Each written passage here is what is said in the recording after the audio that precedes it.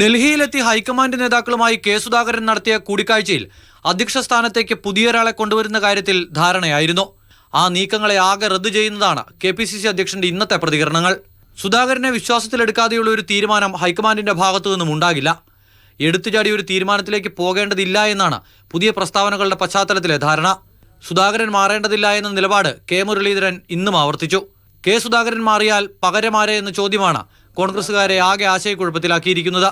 ഇപ്പോഴൊരു മാറ്റം നല്ലതല്ല എന്നുള്ള അഭിപ്രായമാണ് എന്നെപ്പോലുള്ളവർക്കുണ്ട്. ഇപ്പോൾ UDF ലക്ഷ്യം എന്ന് പറയുന്നത് പിണറായിനെ താഴെ ഇറക്കുകയാണ്. പക്ഷെ അതിന് പകരം ഇങ്ങനെയുള്ള ചർച്ചകൾ പാർട്ടിക്ക് ഒട്ടും ഗുണം ചെയ്യില്ല. സണ്ണി ജോസഫിന്റെയും ആന്റോ ആന്റണിയുടെയും പേരുകൾക്ക് തന്നെയാണ് അധ്യക്ഷ സ്ഥാനത്തേക്കുള്ള ചർച്ചയിൽ മുൻഗണന. ഊഹാപോഹങ്ങൾ വെച്ചുള്ള ചർച്ചകളാണ് ഇപ്പോൾ നടക്കുന്നത് എന്ന് ആന്റോ ആന്റണി. എനിക്കിത് സംബന്ധിച്ച് യാതൊരു വിധമായ അറിയിപ്പും കോൺഗ്രസിന്റെ ഒരു തലങ്ങളിൽ നിന്നും ഹൈക്കമാൻഡിൽ നിന്നാട്ടെ ഒരു തലങ്ങളിൽ ലഭിച്ചിട്ടില്ല. അതുകൊണ്ട് ഞാനിത് സംബന്ധിച്ച് 100% അജ്ഞനാണ്. അധ്യക്ഷ സ്ഥാനത്തേക്ക് ആരുടെയും പേര് നിർദ്ദേശിച്ചിട്ടില്ലെന്ന് KCBC നേതൃത്വവും വ്യക്തമാക്കി. സഭയ്ക്ക് രാഷ്ട്രീയമില്ല. രാഷ്ട്രീയ പാർട്ടികളുടെ ഭാരവാഹികൾ ആരായിരിക്കണം എന്നൊക്കെയുള്ളത് രാഷ്ട്രീയ പാർട്ടികളാണ് തീരുമാനിക്കേണ്ടത്.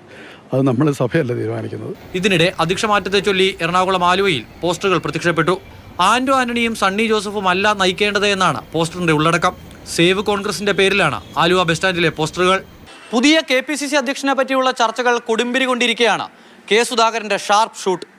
പാർട്ടിയെ നയിക്കാനുള്ള കരുത്ത് ഇപ്പോഴുമുണ്ടെന്ന് സുധാകരൻ പറയുമ്പോൾ ഹൈക്കമാൻഡ് ഇതിൽ എന്ത് നിലപാടെടുക്കുമെന്നാണ് കണ്ടറിയേണ്ടത്. അമൽ തേനമ്പറമ്പിൽ, മാതൃഭൂമി ന്യൂസ്, തിരുവനന്തപുരം.